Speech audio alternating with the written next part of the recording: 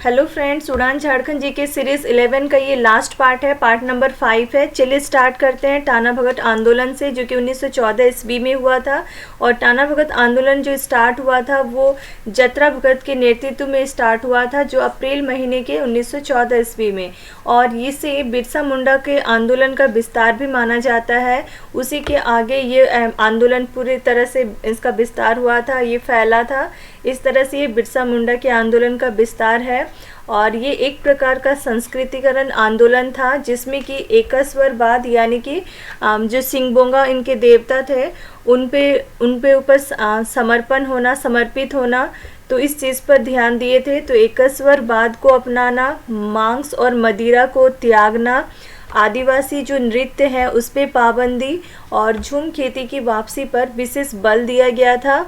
और इस आंदोलन को फैलाने के लिए, प्रसारित करने में कुछ लोगों का महत्वपूर्ण भूमिका रहा था, जो कि था शिबू भगत मांडर में, बलराम भगत घाघरा में, भीखू भगत बिशुनपुर में और देवमनिया नाम की महिला जो कि सिसई में। इस आंदोलन को स्टार्टिंग में कुछ और नाम से भी जाना जाता था, कुकक धर्म आंदोलन के नाम से। टाना भगत आंदोलन को कुकक धर्म आंदोलन के नाम से जाना जाता था पहले, और जो कि कुरुक या उराव जनजाति का मूल धर्म है। कुकक धर्म जो है वो कुरुक या उराव जनजाति का मूल धर्म है। और यह आंदोलन, टाना भगत आंदोलन, पूरी तरह से अहिंसक था। जब टाना भगत आंदोलन चल ही रहा था, ये भी चरण में चला है, ये पहला चरण, दूसरा चरण, तीसरा चरण। जब तीसरा चरण चल रहा था उस टाइम पे महात्मा गांधी जो सविनय अवज्ञा आंदोलन है उसमें भी टाना भगतों ने अपना महत्वपूर्ण योगदान दिया था। और विशुद्ध गांधीवादी तरीके से टाना भगतों ने ये आंदोलन को लड़ा, और इस तरह से ये पहला आदिवासी अहिंसक आंदोलन बन गया था। तो इस तरह से क्वेश्चन यदि पूछेगा कि पहला आदिवासी अहिंसक आंदोलन कौन सा था, तो टाना भगत आंदोलन जो था ये आदिवासियों के द्वारा पहला ऐसा आंदोलन था जिसमें हिंसा नहीं किया गया था। इस तरह से अहिंसक आंदोलन था। टाना भगतों ने फिर कांग्रेस का जो 1922 ईस्वी में गया अधिवेशन हुआ उसमें भी ये लोग भाग लिए। फिर नेक्स्ट है हरि बाबा आंदोलन, जो कि 1931 ईस्वी में हुआ, और ये सिंहभूम वाले एरिया में चलाया गया था आंदोलन। और इसके लीडर थे दुका हो। लीडर कौन था? दुका हो, जिसका दूसरा नाम क्या है? हरि बाबा। और ये कैसा आंदोलन था? एक शुद्धि आंदोलन था, एक प्रकार का शुद्धि आंदोलन था हरि बाबा आंदोलन। और इसका मेन रीज़न क्या था? तो हो जनजाति के लोगों पर बाहर के लोग अत्याचार कर रहे थे, और इन्हीं अत्याचारों से बचाने के लिए यह आंदोलन किया गया था। इस आंदोलन में कुछ लोगों ने बढ़ चढ़कर हिस्सा लिया था, जैसे कि सिंगराई हो, बामिया हो, हरी, दुला और बिरजो हो। और ये जो सिंगराई हो है वो बारकेला क्षेत्र के भूता गांव के निवासी थे। फिर बामिया हो जो था वो भड़ा हातू क्षेत्र का निवासी था। फिर हरी, दुला और बिरजो हो जो था वो गाड़िया क्षेत्र का निवासी था। इन्होंने बढ़ चढ़कर हिस्सा लिया था। और इसी आंदोलन के दौरान ही एक धर्म का बहुत ज़्यादा प्रचार प्रसार भी किया गया था, सरना धर्म का। तो सरना धर्म का प्रचार प्रसार कब किया जा रहा था? तो ये आपका हरि बाबा आंदोलन के समय ही ये सरना धर्म का प्रचार प्रसार बहुत ज़्यादा किया जा रहा था। उसके बाद ये टेबल को देखते हैं, जनजातीय आंदोलन को इसका एक रिव्यू लेते हैं, जो कि पहले हमने इतने सारे आंदोलन के बारे में पढ़ लिए। उनके कौन से एरिया को प्रभावित किया था, वो आंदोलन किस एरिया में हुआ था, कौन से समय हुआ था, कौन लीडर था, और उसको समाप्त करने के लिए कौन से अंग्रेज अधिकारी आए थे, उसका एक टेबल बना हुआ है। चलिए स्टार्ट करते हैं। ढाल विद्रोह, जो कि सबसे पहला जनजातियों का विद्रोह था, जो कि ढालबुम क्षेत्र में हुआ था। 1767 ईस्वी से लेकर 77 ईस्वी तक चला ये, और लीडर था जगन्नाथ ढाल। और इसके दमन के लिए आए थे लेफ्टिनेंट रूक और कैप्टन मार्गन। फिर दूसरा है चुआर विद्रोह, जो कि सिंहभूम वाले एरिया में हुआ, और 1769 ईस्वी से 1805 ईस्वी तक ये चला। और लीडर थे रघुनाथ महतो और श्याम गंजम, और इसको दमन करने वाले थे लेफ्टिनेंट गुडियार और मेजर क्राफ्ट। फिर तीसरा हो गया चेरो विद्रोह, जो कि पलामू वाले एरिया में ये विद्रोह हुआ। 1770 ईस्वी से लेकर 1818 ईस्वी तक ये चला, और लीडर थे चित्रजीत राय, जयनाथ सिंह, ये दोनों थे लीडर और दमनकर्ता। Captain Jacob कैमक। फिर है भोगता विद्रोह जो कि पलामू वाले एरिया में हुआ, 1770 ईस्वी से लेकर 71 तक चला और इसके लीडर थे जयनाथ सिंह और दमनकर्ता कैप्टन जेकब कैमक। फिर आता है घटवाल विद्रोह जो कि रामगढ़ वाले एरिया में हुआ, 1772 से लेकर 73 तक चला है ये, और इसमें जो लीडर थे वो अलग अलग घटवाल सरदार थे और इसके दमनकर्ता कैप्टन जेकब कैमक ही थे। फिर आता है पहाड़िया विद्रोह जो कि संथाल परगना वाले एरिया में हुआ था और 1772 ईस्वी से लेकर 80 तक चला ये, 1780 तक, और इसके लीडर थे जगन्नाथ देव और दूसरा सर्वेश्वरी, ये दोनों ही लीडर थे और इसके दमनकर्ता क्लीवलैंड। फिर आता है तिलका आंदोलन जो कि भागलपुर एरिया में ये आंदोलन हुआ और 1773 ईस्वी से लेकर 1785 ईस्वी तक ये चला है और इसके जो लीडर थे वो तिलका मांझी थे और दमनकर्ता क्लीवलैंड व आयरकूट थे। फिर नेक्स्ट है तमाड़ विद्रोह जो कि रांची में, पंचेत में और बीरभूम, ये तीनों एरिया में ये विद्रोह हुआ था और ये 1782 ईस्वी से लेकर 1807 ईस्वी तक चला और इसके जो लीडर थे वो विष्णु और मौजी मानकी थे। उसके बाद इसके दमनकर्ता कौन थे, तो कैप्टन बेन व लीमंड, कैप्टन बेन व लीमंड। फिर आता है नेक्स्ट मुंडा विद्रोह जो कि किस एरिया में हुआ था, तो ये किसी पर्टिकुलर एरिया में, बहुत सारे एरिया में हुआ था और ये 1793 ईस्वी से लेकर 1832 ईस्वी तक चला।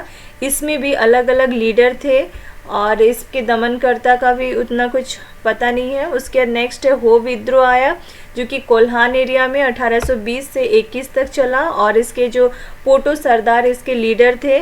फिर कोल विद्रोह जो हजारीबाग को छोड़कर सभी क्षेत्र में कोल विद्रोह हुआ है, 1831 से 32 ईस्वी तक चला है और इसके लीडर थे सिंगराई मानकी और सुरगा मुंडा और दमनकर्ता कैप्टन विल्किंसन थे। फिर भूमिज विद्रोह जो कि बाड़भूम और सिंहभूम वाले एरिया में ये विद्रोह हुआ 1832 से लेकर 1833 ईस्वी तक और इसके लीडर थे गंगा नारायण और दमनकर्ता कैप्टन विल्किंसन।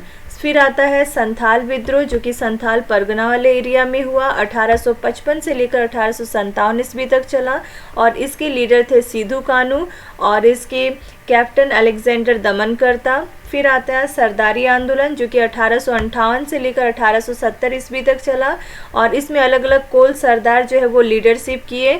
और नेक्स्ट है साफा होड़ आंदोलन जो कि 1870 ईस्वी में हुआ और इसके जो लीडर थे वो लाल हेम्ब्रम। फिर आता है खरवार आंदोलन जो कि संथाल परगना वाले एरिया में हुआ और ये 1874 ईस्वी में हुआ है और इसके लीडर भागीरथ माझी।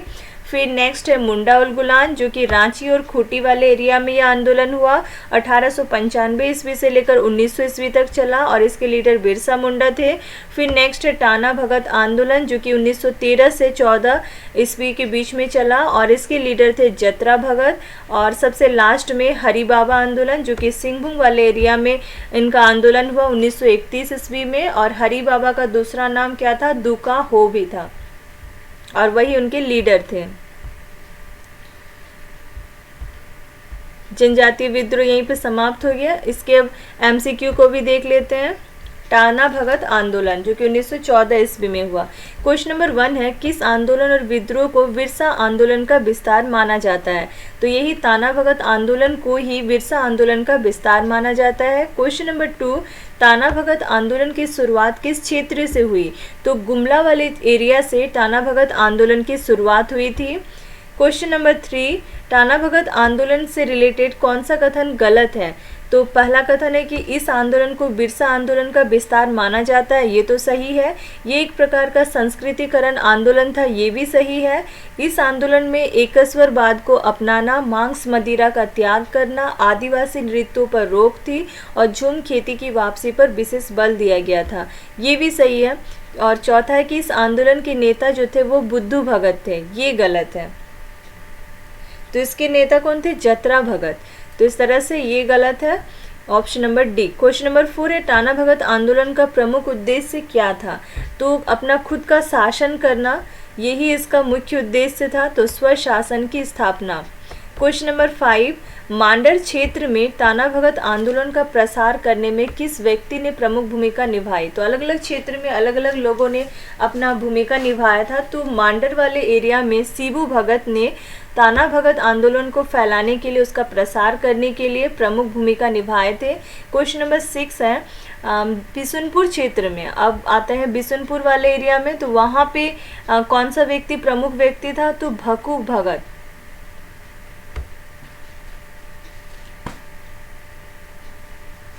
भक्कू भगत, भीखू भगत, सॉरी इट्स ये क्या है, भीखू भगत, जो कि बिशुनपुर वाले एरिया में अपना प्रमुख भूमिका निभाए थे। क्वेश्चन नंबर 7 है कि घाघरा क्षेत्र में कौन थे, तो घाघरा क्षेत्र में बलराम भगत। सॉरी, क्वेश्चन नंबर 8 है कि सिसोई क्षेत्र में कौन थे, तो सिसोई क्षेत्र में एक महिला थी जिसका नाम था देवमनिया, देवमनिया नाम की महिला सिसोई क्षेत्र में। फिर क्वेश्चन नंबर 9, ताना भगत आंदोलन का स्वरूप कैसा था, तो ये अहिंसक था, इसमें कोई हिंसा नहीं हुआ था, ऐसा ये पहला आदिवासियों का आंदोलन था। क्वेश्चन नंबर 10 है ताना भगत आंदोलन के दौरान ताना भगतों ने महात्मा गांधी के किस आंदोलन में अपना महत्वपूर्ण सहयोग प्रदान किया, तो महात्मा गांधी के द्वारा उस टाइम पे सविनय अवज्ञा आंदोलन चल रहा था और असहयोग आंदोलन, ये दोनों ही आंदोलन चल रहा था जिसमें ताना भगत के लोगों ने अपना सहयोग दिया। क्वेश्चन नंबर 11, किसके नेतृत्व में ताना भगतों ने सविनय अवज्ञा आंदोलन में भाग लिया, सिद्धू भगत लीडर थे और जिस टाइम पे ताना भगतों ने सविनय अवज्ञा आंदोलन में भाग लिया था। क्वेश्चन नंबर 12, कौन सा आंदोलन विशुद्ध रूप से गांधीवादी तरीके से लड़ा गया पहला आदिवासी अहिंसक आंदोलन था, तो यही ताना भगत आंदोलन ही ऐसा आंदोलन था जो कि गांधीवादी तरीके से लड़ा गया था और ये पहला आदिवासी अहिंसक आंदोलन भी था। क्वेश्चन नंबर 13, ताना भगतों ने कांग्रेस के किस अधिवेशन में भाग लिया था, तो 1922 ईस्वी में गया में एक अधिवेशन हुआ था, गया अधिवेशन के नाम से, उसमें ताना भगतों ने भाग लिया था। क्वेश्चन नंबर 14, 1940 ईस्वी के रामगढ़ अधिवेशन में ताना भगतों द्वारा महात्मा गांधी को कितने रुपये की थैली उपहार स्वरूप दी गई थी, तो 400 रुपये का एक थैली था जिसको महात्मा गांधी को उपहार के रूप में दिया गया था ताना भगतों के द्वारा, जो कि 1940 का रामगढ़ अधिवेशन में ऐसा किए थे ताना भगत के लोग। क्वेश्चन नंबर 15, झारखंड का एकमात्र जनजातीय आंदोलन कौन सा था जिसका स्वरूप राष्ट्रीय था, तो ऐसा ताना भगत आंदोलन ही एक ऐसा एकमात्र जनजाति लोगों का आंदोलन था जो कि जिसका स्वरूप जो था वो राष्ट्रीय था। क्वेश्चन नंबर 16, कौन सा आंदोलन धार्मिक से राजनीतिक आंदोलन में परिवर्तित हो गया, तो ऐसा आंदोलन जो कि पहले धार्मिक आंदोलन था लेकिन बाद में वो कैसा बन गया, राजनीतिक आंदोलन, तो यही ताना भगत आंदोलन ही पहले धार्मिक आंदोलन था फिर बाद में ये राजनीतिक आंदोलन में परिवर्तित हो गया। क्वेश्चन नंबर 17, किस राष्ट्रीय नेता का ताना भगत आंदोलन पर सबसे ज़्यादा प्रभाव था, महात्मा गांधी, जो कि पूरे इंडिया लेवल पे वे नेता थे, उस टाइम राष्ट्रीय नेता थे जिनका ताना भगत आंदोलन पर सबसे ज़्यादा प्रभाव था क्योंकि उन्हीं के हिसाब से अहिंसा के रास्ते पे ये लोग ताना भगत के लोग चल रहे थे। क्वेश्चन नंबर 18, रांची जिला ताना भगत पुनर्वास परिषद अधिनियम कब पारित हुआ, 1948 ईस्वी में रांची जिला ताना भगत पुनर्वास परिषद अधिनियम जो है वो पारित हुआ था। अब नेक्स्ट है हरि बाबा आंदोलन। क्वेश्चन नंबर 1 जो कि 1931 ईस्वी में हुआ था और हरि बाबा आंदोलन जो है वो किस प्रकार का आंदोलन था, तो एक शुद्धि आंदोलन था। क्वेश्चन नंबर 2 हरि बाबा आंदोलन का संबंध किस जनजाति से था, तो हो जनजाति से रिलेटेड था ये हरि बाबा आंदोलन या दुका हो जिसका दूसरा नाम है हरि बाबा या दुका हो। क्वेश्चन नंबर 3 हरि बाबा आंदोलन का मुख्य उद्देश्य क्या था, तो इसमें हो जनजाति को बाहरी अत्याचारों के विरुद्ध संगठित करना, हो जनजाति के लोगों पर बाहर के लोग जो है वो अत्याचार कर रहे थे जिसके विरुद्ध में हरि बाबा या दुका हो ने उन्हें संगठित किया, एक किया और इस आंदोलन के लिए रेडी किया। क्वेश्चन नंबर 4 हरि बाबा आंदोलन के दौरान किस धर्म का व्यापक स्तर पर प्रचार प्रसार किया गया, तो जिस टाइम पे ये हरि बाबा आंदोलन चल रहा था उस टाइम पे सरना धर्म का व्यापक स्तर पर प्रचार प्रसार किया गया था। कुछ अन्य प्रश्न भी देख लेते हैं। क्वेश्चन नंबर 1 है जनजातीय आंदोलन को प्रमुख कारण क्या था, तो जनजाति लोग जो आंदोलन कर रहे थे उसका मेन रीज़न क्या था, प्रमुख कारण क्या था, तो आदिवासियों पे बाहरी लोगों के द्वारा जो शोषण किया जा रहा था या अंग्रेजों के द्वारा शोषण किया जा रहा था या फिर गैर आदिवासियों के द्वारा जो शोषण किया जा रहा था, यानी मेनली देखा जाए तो आदिवासियों पे शोषण हो रहा था, जिसकी वजह से जनजातीय आंदोलन स्टार्ट हो गया। क्वेश्चन नंबर 2 है, जनजातीय आंदोलन एक साइड पे दिया हुआ है और दूसरे साइड पे उसके लीडर कौन थे, इस पे इसके ऑप्शंस दिए हुए हैं। तो पहला है ढाल विद्रोह। तो ढाल विद्रोह के लीडर कौन थे, जगन्नाथ ढाल ही थे। चुआर विद्रोह के लीडर कौन थे, श्याम गंजम। इसमें सब सही सही दिया हुआ। चीरो विद्रोह के जो लीडर थे वो चित्रजीत राय और भोगता विद्रोह के जो लीडर थे वो जयनाथ सिंह थे। क्वेश्चन नंबर 3 में भी सेम वैसे ही है, आंदोलन और उससे रिलेटेड जो भी लीडर थे। पहला है पहाड़िया विद्रोह, इसके लीडर थे तिलका मांझी। तिलका आंदोलन का लीडर जगन्नाथ देव, और ये गलत दिया हुआ है, इधर उधर दिया हुआ है। तो सबसे पहले है पहाड़िया विद्रोह, इसके जो लीडर थे वो थे जगन्नाथ देव। दूसरा है तिलका आंदोलन, तो तिलका आंदोलन का तो तिलका मांझी लीडर थे। तमाड़ विद्रोह, तमाड़ विद्रोह के थे विष्णु मानकी। हो विद्रोह हुआ था, उसका था पोटो सरदार। क्वेश्चन नंबर 4, फिर से इसमें भी आंदोलन और उसके लीडर करता, ये उसके लीडर या नेतृत्व करता भूमिज विद्रोह। भूमिज विद्रोह के थे गंगा नारायण। दूसरा संथाल विद्रोह, संथाल विद्रोह के थे सिद्धू कानू। और साफाहोड़ आंदोलन के लाल हेम्ब्रम। खरवार विद्रोह का लीडर था भागीरथ माझी। क्वेश्चन नंबर 5, फिर से सेम वही है, मुंडा उल गुलान, इसके लीडर थे बिरसा मुंडा। ताना भगत आंदोलन के लीडर थे जतरा भगत। हरि बाबा आंदोलन के लीडर था हरि बाबा या दुका हो। क्वेश्चन नंबर 6, ढाल विद्रोह। ढाल विद्रोह के लीडर कौन थे, तो यहाँ पे लीडर नहीं देके यहाँ पे दमन करता, किसने उस आंदोलन को समाप्त कराने में मदद किया था अंग्रेज अधिकारियों का, तो उसमें ढाल विद्रोह। ढाल विद्रोह के दमनकर्ता कौन थे, लेफ्टिनेंट रूक। चुआर विद्रोह के दमनकर्ता कौन थे, लेफ्टिनेंट गुडियार। चेरो विद्रोह के जो दमनकर्ता थे वो कैप्टन कैमेक। और पहाड़िया विद्रोह के दमनकर्ता क्लीवलैंड। इसमें सब सही सही दिया हुआ है। फिर नेक्स्ट है क्वेश्चन नंबर 7। क्वेश्चन नंबर 7 है, इसमें भी सेम है, आंदोलन और उसका दमन किसने किया था। तो पहला है भोगता विद्रोह, इसका दमन करता थे कैप्टन कैमक। तिलका आंदोलन के दमन करता आयरकूट। तमाड़ विद्रोह के कैप्टन लिमंड। कोल विद्रोह के कैप्टन विल्किंसन। क्वेश्चन नंबर 8, इसमें आंदोलन और उससे रिलेटेड वो किस वर्ष हुआ था ये बताना है। तो हरि बाबा आंदोलन जो है वो 1931 ईस्वी में ही हुआ था। खरवार आंदोलन जो है वो 1874 ईस्वी में हुआ था। और साफाहोड़ आंदोलन जो है वो 1870 ईस्वी में हुआ था। फिर तिलका आंदोलन जो कि 1773 ईस्वी में हुआ था। इस तरह से अन्य भी समाप्त हो गया। नेक्स्ट है हमारा झारखंड में ईसाइयों का प्रवेश। तो चलिए इसको देखते हैं। गॉसनर मिशन, झारखंड में सबसे पहले जो ईसाई यहाँ रांची भेजा गया था वो जर्मनी के जो फादर थे जी.ई. गॉसनर, उनके द्वारा 2 नवंबर 1845 ईस्वी को ईसाई धर्म का प्रचार करने के लिए झारखंड के रांची में 4 लोगों को भेजा गया था, जिसको कि ईसाई प्रचारक कहा जाता है। इस तरह से 4 ईसाई प्रचारक के एक दल को रांची भेजा गया था। कब भेजा गया था, 2 नवंबर 1845 ईस्वी में भेजा गया था। और किसके द्वारा भेजा गया था, तो जर्मनी के फादर थे जी.ई. गॉसनर के द्वारा ये सबसे पहले आए थे रांची, यानी सबसे पहले ये झारखंड आए थे और रांची ही आए थे। फिर इस दल में कौन कौन थे, तो वो 4 लोगों का नाम यहाँ दिया हुआ है। फ्रेडरिक वॉच, थियोडोर जेक, एमिलो स्कोच और कैल्सर अगस्त ब्रांड। और यहाँ का पहला जो ईसाई मिशन है झारखंड का वो क्या था, तो गॉसनर मिशन था। और इसकी स्थापना किसने किया था, तो वही जो ईसाई दल के 4 लोग आए थे जर्मनी से, वे लोग किए थे इस मिशन का स्थापना यहाँ पे।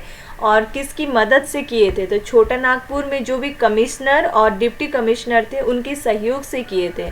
उस टाइम पे छोटा नागपुर के कमिश्नर थे कर्नल आउसले और डिप्टी कमिश्नर थे हैनिंगटन। इन्हीं दोनों की मदद से जर्मनी के ईसाई दल ने झारखंड का सबसे पहला जो है ईसाई मिशन, जिसका नाम गॉसनर मिशन है, उसका स्थापना किए थे रांची में।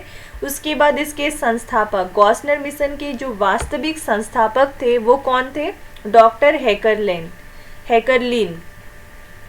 और ये जो गॉसनर मिशन है वो एक किसी चीज़ की स्थापना किए थे जिसका नाम था बेथे सदा। बेथे सदा जिसका अर्थ होता है दया या पवित्रता का घर। जो ये मिशन के थ्रू ये घर बनाए थे, ये मतलब रहने के लिए जगह बनाए थे, तो उसकी स्थापना किए थे जिसका नाम है बेथे सदा। और यहाँ पे क्या होता था, यहाँ पे रांची में जो भी अनाथ लोग हैं, जो विधवा है और जो निर्धन है, उनके लिए एक घर का निर्माण किए थे। इस तरह से बेथे सदा का स्थापना जो है वो कौन किया था, कौन सा मिशन, तो गॉसनर मिशन ने किया था। और इस मिशन द्वारा रांची के 4 कबीरपंथी जो कि आदिवासी थे पहले, वो क्या किए, अपना उनका जो है धर्म को चेंज करा दिया गया। केशव, नबीन, घूरन और बंधु नाम के इन 4 आदिवासियों का धर्मांतरण कराकर उन्हें ईसाई अपनाया गया, ईसाई में बना दिया गया, कन्वर्ट कर दिया गया ईसाई में। 1869 ईस्वी में गॉसनर मिशन का विभाजन हो गया।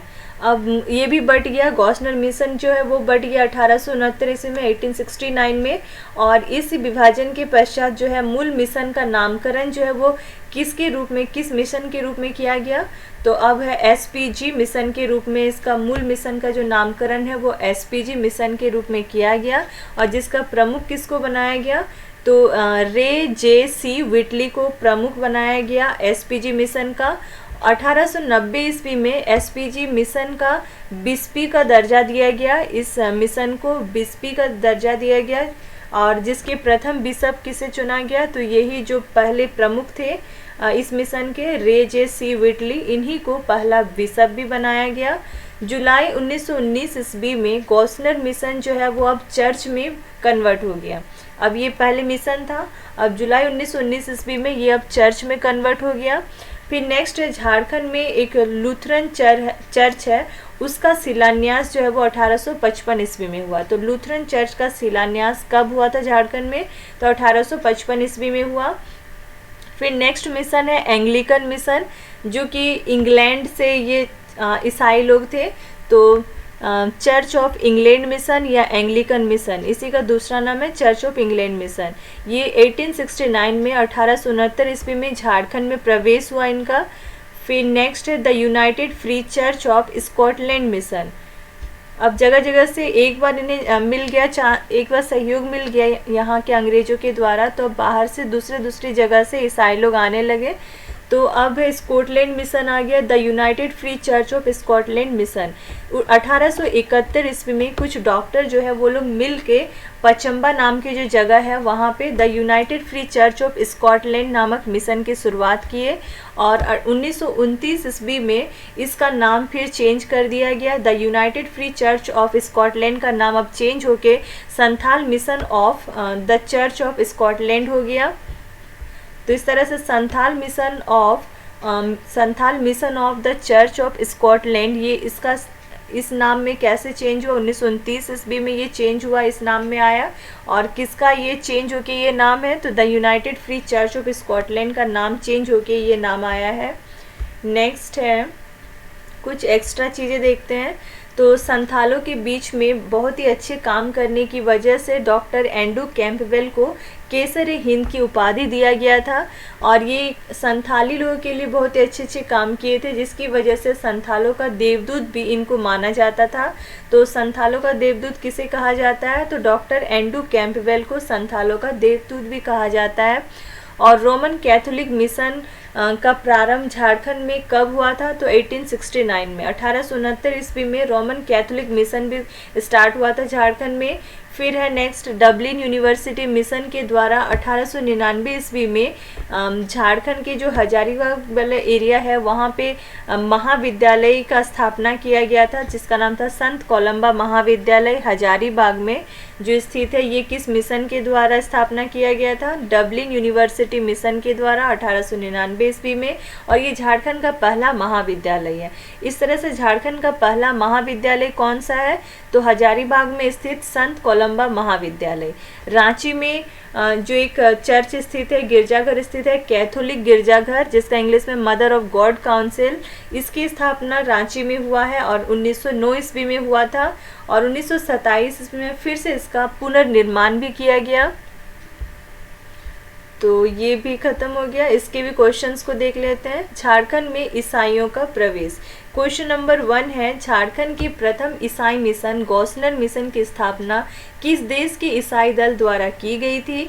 तो झारखंड में जो पहला ईसाई मिशन था गौसनर मिशन, उसकी स्थापना के लिए बाहर से 4 लोग ईसाई लोगों के 4 लोगों का एक दल आया था जो कि जर्मनी से आया था। तो आंसर हो गया जर्मनी। क्वेश्चन नंबर 2 है, झारखंड में प्रथम ईसाई मिशन कब पहुंचा? तो ये लोग झारखंड 2 नवंबर 1845 ईस्वी में पहुंचे थे। 2 नवंबर 1845 ईस्वी। क्वेश्चन नंबर 3, झारखंड में प्रथम ईसाई मिशन कहाँ आया था? तो सबसे पहले झारखंड में रांची ही ईसाई मिशन आया था। क्वेश्चन नंबर 4, किस जर्मन व्यक्ति के द्वारा 1845 ईस्वी में झारखंड में प्रथम ईसाई मिशन को रांची भेजा गया था? तो जर्मन के एक फादर थे, फादर जी.ई. गौसनर, जिनके द्वारा 1845 ईस्वी में झारखंड में पहला ईसाई मिशन को रांची भेजा गया था, जिसमें 4 लोगों का एक दल था। क्वेश्चन नंबर 5, 1845 ईस्वी में जर्मनी से रांची कितने लोगों को ईसाई दल आया था? तो ये 4 लोगों का एक दल था ईसाई लोगों का, जो कि जर्मनी से आया था 1845 ईस्वी में। क्वेश्चन नंबर 6, रांची में जर्मनी से 1845 ईस्वी में आए ईसाई मिशन के दल में कौन शामिल नहीं था? तो इसमें कौन कौन शामिल था? तो इसमें फ्रेडरिक वॉच, थियोडर जेक, एमिलो स्कोच, ये लोग तो तीनों शामिल थे, बट इनमें जो इसका जो फादर था, फादर जी गौसनर, ये खुद नहीं आए थे।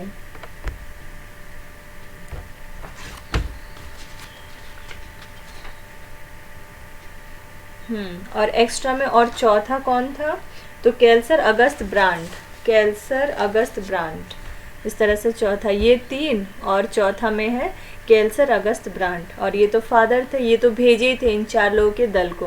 क्वेश्चन नंबर 7, 1845 ईस्वी में जब जर्मनी से प्रथम ईसाई दल झारखंड आया, उस टाइम छोटा नागपुर के कमिश्नर कौन थे? तो उस टाइम पे तो सहयोग किसने किया था इन लोगों को, ईसाई दल के लोगों को?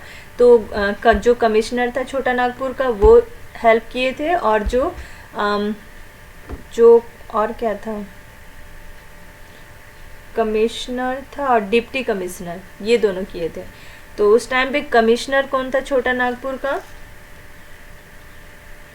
तो कर्नल आउसले, सी नंबर, कर्नल आउसले जो थे वे कमिश्नर थे छोटा नागपुर के। क्वेश्चन नंबर 8 है, 1845 ईस्वी में जब जर्मनी के प्रथम ईसाई दल झारखंड आया, उस टाइम रांची के उपायुक्त कौन था? तो उस टाइम पे रांची का उपायुक्त, उस टाइम पे रांची का उपायुक्त था हेनिंगअन। ऑप्शन नंबर ए, हेनिंगअन जो है वो उस टाइम पे रांची के डीसी थे, रांची के उपायुक्त थे। क्वेश्चन नंबर 9, रांची में गौसनर मिशन के वास्तविक संस्थापक कौन थे? तो ये कौन थे? डॉक्टर हैकरलिन थे। ऑप्शन नंबर डी जो है ये डॉक्टर हैकरलिन जो थे वो वास्तविक संस्थापक थे। रांची में जो गौसनर मिशन का स्थापना हुआ था उसके वास्तविक संस्थापक। क्वेश्चन नंबर 10, गौसनर मिशन द्वारा रांची में अनाथों, विधवाओं एवं निर्धनों, गरीबों के लिए किस चीज़ की स्थापना की गई थी? तो बेथे सदा की स्थापना की गई थी। ऑप्शन नंबर सी, तो बेथे सदा, जो कि जितने भी अनाथ हैं, विधवा लोग हैं और जो गरीब लोग हैं, उनके लिए इस एक मकान का, एक घर का व्यवस्था किया गया था, स्थापना किया गया था, जिसका नाम था बेथे सदा, ये गौसनर मिशन के द्वारा। क्वेश्चन नंबर 11, जर्मनी के गौसनर मिशन द्वारा रांची में किस तिथि को बेथे सदा की स्थापना की गई थी? और ये किस दिन स्थापना हुआ था? 1 दिसंबर 1845 ईस्वी में। तो 1 दिसंबर 1845 ईस्वी में बेथे सदा की स्थापना की गई थी। क्वेश्चन नंबर 12, गौसनर मिशन का विभाजन कब हुआ? तो इसका विभाजन 1869 ईस्वी में, 1869 में गौसनर मिशन का विभाजन हुआ। क्वेश्चन नंबर 13, गौसनर मिशन के विभाजन के पश्चात मूल मिशन का नाम क्या रखा गया? तो ये तो एसपीजी मिशन रखा गया था, एसपीजी मिशन। जैसे ही गौसनर मिशन का विभाजन हो गया उसके बाद मूल मिशन का नाम एसपीजी मिशन रखा गया। क्वेश्चन नंबर 14, 1869 में 1869 ईस्वी में गॉसनर मिशन के बाद गठित एसपीजी मिशन के प्रमुख कौन बने? तो ये रे जे सी व्हिटली को बनाया गया था इसके प्रमुख। इसका मेन जो था एसपीजी मिशन का मेन किसको बनाया गया था? रे जे सी व्हिटली को। क्वेश्चन नंबर 15, गॉसनर मिशन के विभाजन के परिणाम स्वरूप गठित एसपीजी मिशन किस वर्ष चर्च में परिवर्तित हो गया? ये तो गॉसनर मिशन था और फिर उस विभाजन के परिणाम स्वरूप गठित हो गया था दूसरा मिशन एसपीजी मिशन, और ये आपका 1919 ईस्वी में 1919 में ये एक चर्च में चेंज हो गया। ये मिशन अब चर्च में चेंज हो गया 1919 ईस्वी में। क्वेश्चन नंबर 16, लूथरन चर्च की स्थापना कब की गई थी? तो लूथरन चर्च की स्थापना 18 नवंबर 1855 ईस्वी में की गई थी। लूथरन चर्च की स्थापना जो है वो 18 नवंबर 1855 ईस्वी में किया गया था। क्वेश्चन नंबर 17, झारखंड में किस वर्ष एंग्लिकन मिशन का प्रवेश हुआ? तो झारखंड में इंग्लैंड से जो आया था मिशन एंग्लिकन मिशन, ये प्रवेश किए थे 1869 में। 1869 में ही एंग्लिकन मिशन का प्रवेश हुआ था झारखंड में। क्वेश्चन नंबर 18, एंग्लिकन मिशन को निम्न में से किस अन्य नाम से भी जाना जाता है? तो इसका दूसरा नाम क्या था? Church of England mission. Option number B, Church of England mission भी एंग्लिकन मिशन का दूसरा नाम है। Question number 19,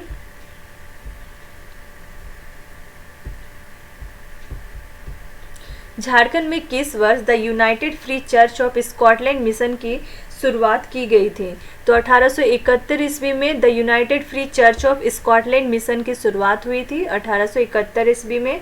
question number 20, the United free church of Scotland mission की शुरुआत किस स्थान पर की गई थी? तो पचम्बा नाम के स्थान पर इसकी शुरुआत की गई थी। क्वेश्चन नंबर 21, किस वर्ष the United free church of Scotland mission का नाम चेंज कर दिया गया? तो ये किस वर्ष चेंज हुआ था? 1929 ईस्वी में। The United free church of Scotland mission का नाम 1929 ईस्वी में चेंज हो गया था। क्वेश्चन नंबर 22,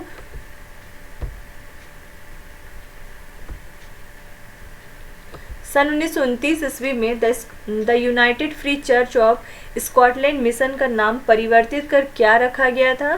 तो इसका नाम चेंज होकर अब Santhal mission of the church of Scotland रखा गया।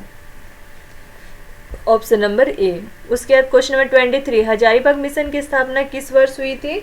तो ये हुई थी 1884 ईस्वी में। हजारीबाग मिशन की स्थापना 1884 ईस्वी में हुआ था। क्वेश्चन नंबर 24, चाईबासा मिशन की स्थापना कब की गई थी? तो ये आपका 1851 ईस्वी में 1851 में चाईबासा मिशन की स्थापना की गई थी। क्वेश्चन नंबर 25, झारखंड में किस वर्ष रोमन कैथोलिक मिशन की स्थापना की गई थी? तो ये 1869 ईस्वी में ही रोमन कैथोलिक मिशन की स्थापना की गई थी। क्वेश्चन नंबर 26, संथालों के बीच उत्कृष्ट कार्य करने हेतु केसर हिंद की उपाधि से किसे नवाजा गया था? तो ये डॉक्टर एंड्रू कैंपबेल को डॉक्टर एंड्रू कैंपबेल नाम के व्यक्ति को ये जो है वो संथालियों के लिए बहुत अच्छे काम किए थे, उत्कृष्ट कार्य किए थे, जिसकी वजह से डॉक्टर एंड्रू कैंपबेल को केसरी हिंद की उपाधि दी गई थी। क्वेश्चन नंबर 27, इनसाइक्लोपीडिया मुंडारिका के लेखक फादर हाफमैन किस मिशन से जुड़े हुए थे, संबंधित रहे हैं? तो ये रोमन कैथोलिक मिशन से संबंधित रहे, उसी से रिलेटेड रहे हैं। तो ये हो गया option number A. Encyclopaedia Mundarica के लेखक कौन थे? फादर हॉफमैन, और वो भी किसी मिशन से रिलेटेड थे, जुड़े हुए थे, तो वो थे रोमन कैथोलिक मिशन से रिलेटेड। इस तरह से ये भी खत्म हो गया। नेक्स्ट है झारखंड राज्य निर्माण आंदोलन। ये हम लोग नेक्स्ट लेक्चर में करेंगे। आज के लिए इतना ही। Thank you.